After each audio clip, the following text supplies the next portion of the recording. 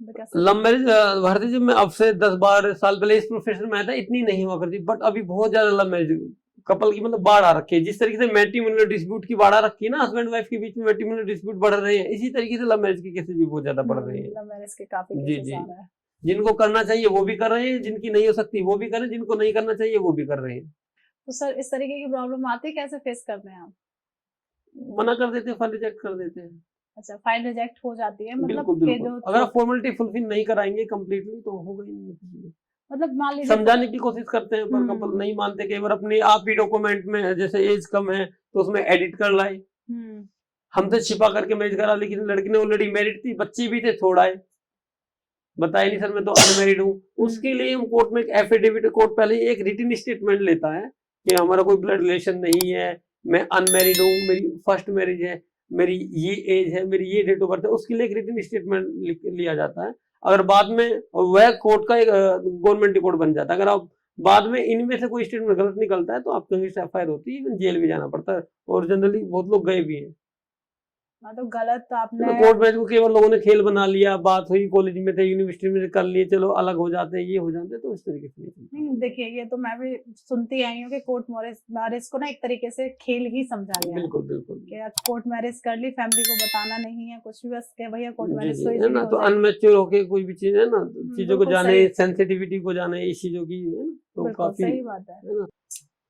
ये जनरली मैंने भारती जी ये देखा है, जो सोशल मीडिया पे प्यार हुआ, आकर के हमने जम्मू से आए मैरिज करा ली, छत्तीसगढ़ से आए मैरिज करा ली, है ना, एक दूसरे को ना अच्छे से जाना था ना पहचाना, तो बाद में प्रॉब्लम्स ये आती है कि हमारे रिचुअल्स अलग है, फैमिली बैकग्राउंड अलग है, कास्ट अलग है ना, हमारा क्षेत्र अलग है, एरिया अलग है, तो काफी चीजें चेंज हो जाती है, तो उसके बाद चीजें नहीं चलती हैं, तो आप कॉम्प्रोमाइज करें, नहीं तो फिर वहां से मूव नहीं होता है।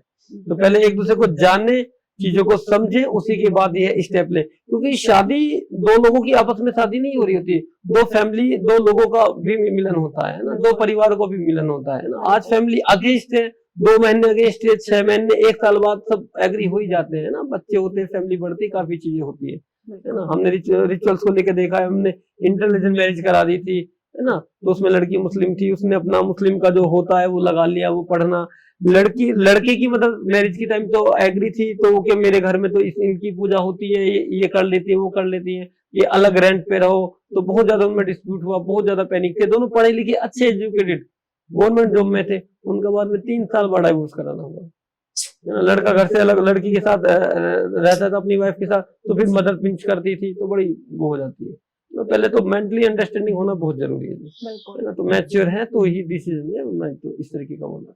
बिल्कुल, म्यूचुअल अंडरस्टैंडिंग होना दोनों में बहुत जरूरी है। अगर आप इंटर कास्ट है, रिलीजियस मैरिज कर रहे हैं, हिंदू मुस्लिम शादी कर रहे हैं, तो देखिए म्यूचुअल अंडरस्टैंडिंग दोनों में होना बहुत जरूरी है, फैमिली में होना बहुत जरूरी है।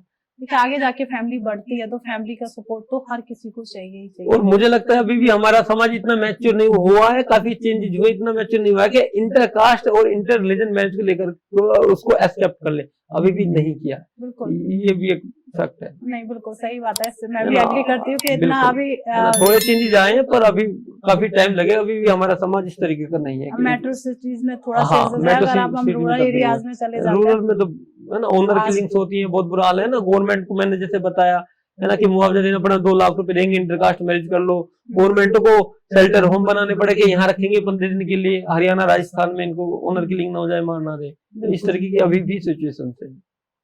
देखिए कह सकते हैं अर्बन सिटीज में तो काफी हद तक, कह सकते हैं पूरा नहीं, काफी हद तक थोड़ा सा सहूलियत है, बट आप रूरल एरिया में चले जाइए, अभी भी जैसा था वैसा ही है। तो देखिए सोच समझ के ही करना चाहिए, पूरी जिंदगी का सवाल होता है, आपको उसके साथ पूरी लाइफ बितानी है, तो पहले आप सोचिए समझिए। प्रोसेस तो देखिए बहुत ईजी है, आप समझ भी चुके होंगे इसमें, और आप पूरा एक लाइफ का डिसीजन ले रहे हैं, तो थोड़ा से रुकिए, सोचिए और डिसीजन लीजिए। और विकास सर आपसे मुझे बात करके, और देखिए काफी हमें नॉलेज भी मिली सर से आज, और विकास सर से तो मैं कह सकती हूँ लव मैरिज के बारे में मैं तो बहुत कुछ सीख गई और जान भी गई हूँ, आप भी इस प्रोसेस को अच्छे से जान चुके होंगे कि क्या क्या प्रोसेस होता है लव मैरिज